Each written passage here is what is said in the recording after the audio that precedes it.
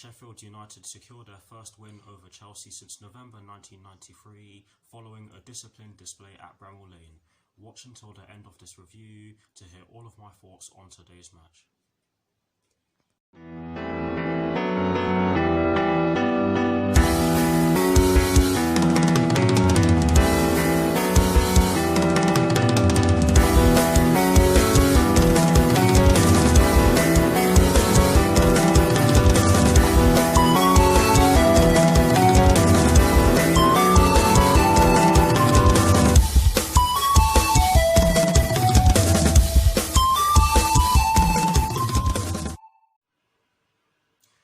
Hello people, welcome to my channel, welcome to another video. This is my review of the game which took place earlier on today at Bramall Lane in the Premier League between Sheffield United and Chelsea, which Sheffield United ended up winning by 3-0.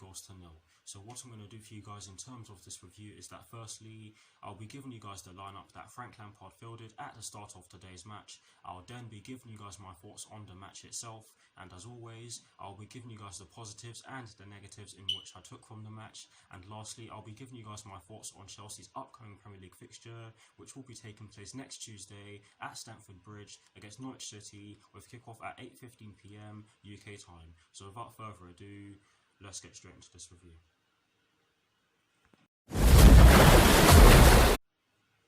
So kicking things off with the lineup that Frank Lampard fielded at the start of today's match against Sheffield United, and as always, starting off with the formation in which he chose, it was a 4-3-3, like many people predicted, excluding myself. I went with a 3-4-3 in my preview, but yes, it was a 4-3-3.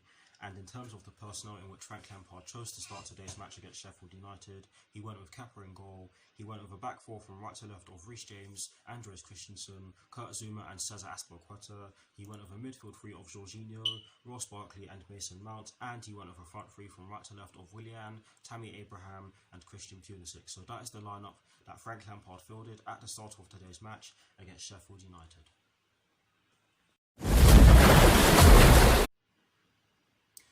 Now for my thoughts on the match itself, and as always, starting off with the first half, and before I get into it, I'm just going to say I'm going to keep this particular part of this review as short as possible because I am fuming, and I'm not necessarily showing it right now, but guys, I really am fuming. But anyways, now getting straight into my thoughts on the first half, I actually thought that we made a decent start to the match. We were passing the ball around pretty well.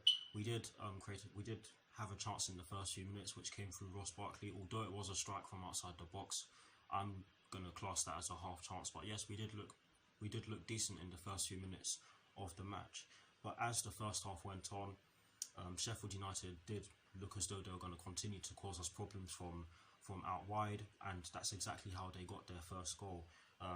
Some terrible defending from us, and the ball did come in from the right hand side. I think it was. We cleared the ball, but Mason Mount then had the ball just outside the box or just inside our box. I forget which one it was, but Mason Mount had the ball and he decided to try and dribble with the ball in such a key area of the pitch, and the Sheffield United players got the ball back, and then the ball fell to David McGoldrick after a strike which did take a series of deflections, and Kepa did do his best to save it.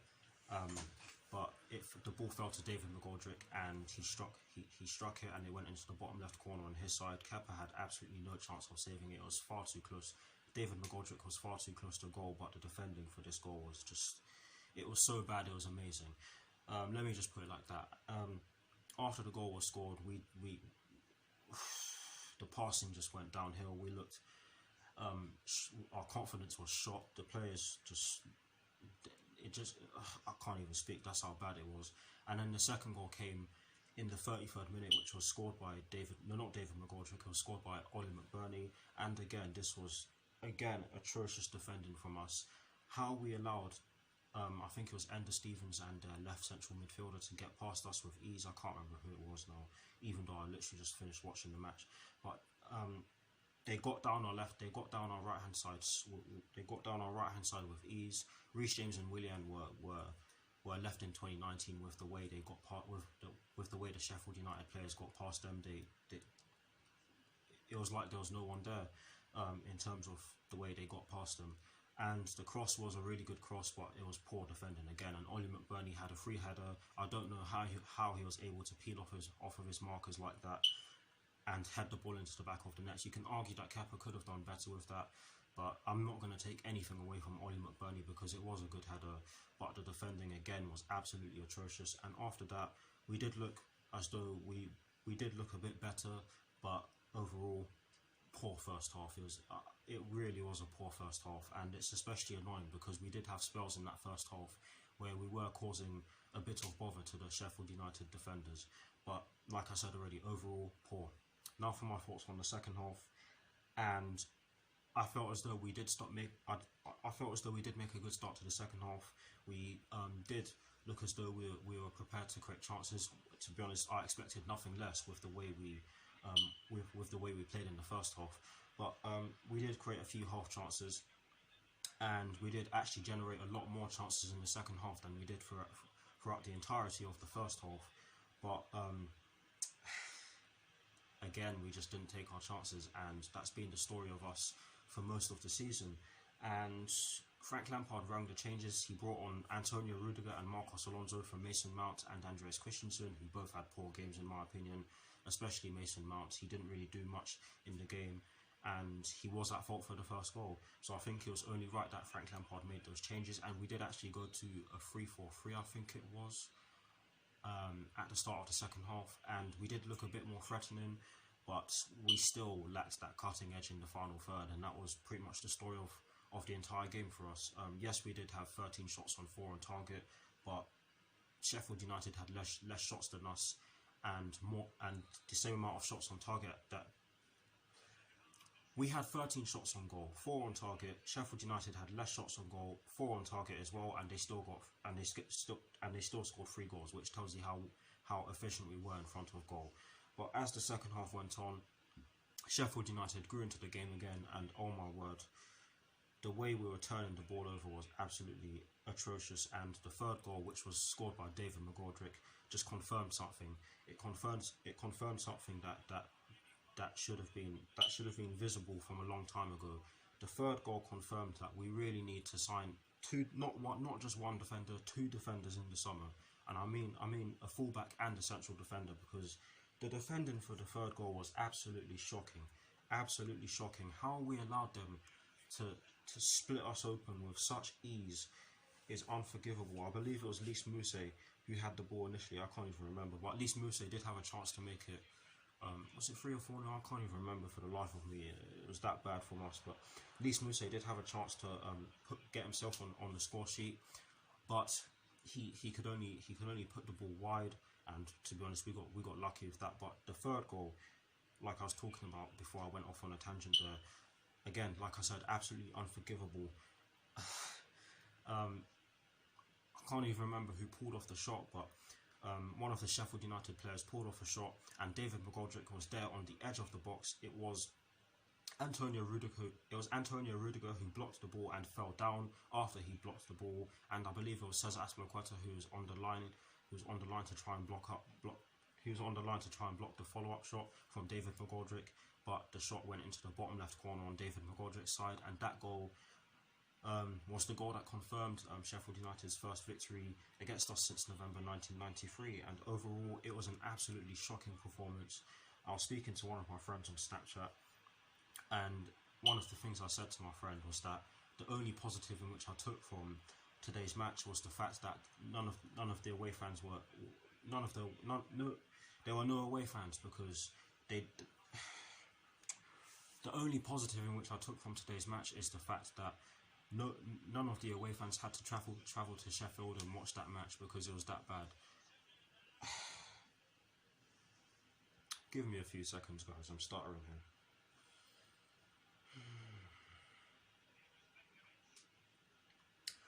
Yes, it really was a poor performance, and for me, that was definitely our worst performance of the season. Even worse than our game against Everton, where we got beaten by 3-1 back in December, and that was also a poor performance. But today's performance topped that, and we've put our position in the top 4 in jeopardy, because if Manchester United win and Leicester City win, then guess where we are in the table? We're 5th. So we really had to win today, and we did the complete opposite. But yes, now for the positives and the negatives in which I took from today's match. Starting off with the positives, and there's a bit of a twist here, because I've taken no positives from today's match. It was absolutely shocking from every single player on the pitch, bar Reece James and Kepa. In my opinion, they were the only players who turned up, but even they were not good enough today. But that no positives from today's match, and that means that there are 3 negatives from today's match. And the first negative in which I took from today's match, I kind of touched on already, was the fact that every single player on the pitch today was either average or poor. No one turned up. The only substitute which had an effect on the game was Ruben Loftus-Cheek. No, not Ruben Loftus-Cheek, I was meant to say Olivier Giroud. I mean, when Olivier Giroud came on, we started putting long balls over the top, and he was doing well to get them. He was doing well to bring the ball down and get off a shot, and he did get off a few shots, which was good to see, but he didn't score. So I'm not gonna really give him too much credit for pulling off shots, because that's something that we really should have done from a long. That is something that the forwards should have done long before we conceded the first goal. But yes, that is the first negative in which I took from today's match, and I have to laugh, otherwise I'm gonna get incredibly angry. Because yeah, moving on to the second negative in which I took from today's match, and that is the fact that Frank Lampard had to change the formation on multiple occasions. I believe he went from a 4-3-3 to a 3-4-3 to a 3-5-2 to a 4-4-2, and again, not good enough from us. You have to give credit to Chris Wilder for that though, because it just shows you how well Sheffield United played. It just shows you how well Sheffield United played. But yes, that is the second negative in which I took from today's match, and the third and final negative in which I took from today's match was the fact that all 3 of the goals were avoidable. Like I said already, we really need to sign some defenders in the transfer window, or in the upcoming transfer window. I don't care about Kai Havertz. I really don't care if we sign him or not. We really need some defenders, and we really need to get rid of some of our defenders as well, because again, I'll say it again, some of our defending today was atrocious, and the game against Crystal Palace was a wake-up call.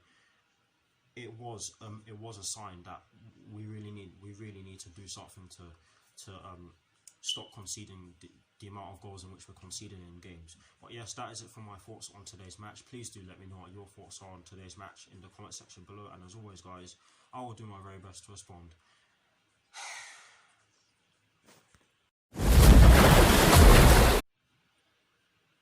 Now, to conclude this review, I'm going to give you guys my thoughts on Chelsea's upcoming Premier League fixture, which will be taking place next Tuesday at Stamford Bridge against Norwich City, with kickoff at 8:15 PM UK time.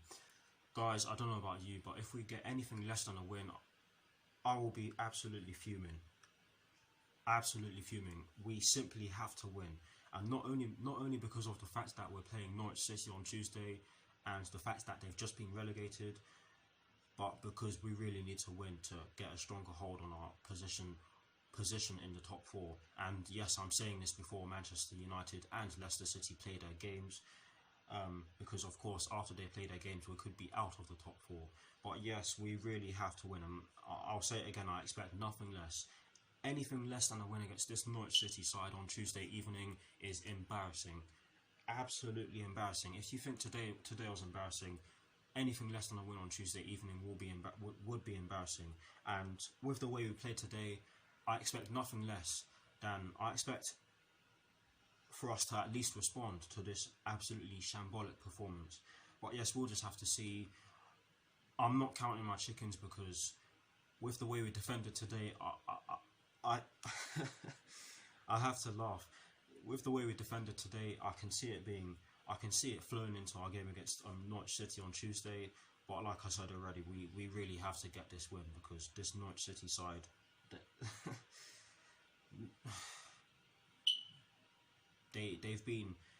I think relegation was confirmed for them for a long time. So yeah, they don't have anything to play for but pride. So that is something that we have to watch out for, because that could spur them on but we really have to win this game. And that is it for my thoughts on our upcoming fixture against Norwich City. And that is it for this review. I hope you enjoyed it as much as I did. I really didn't. But I'll see you all very soon for some more videos. Come on, you Blues. Come on, Frank Lampard. And peace.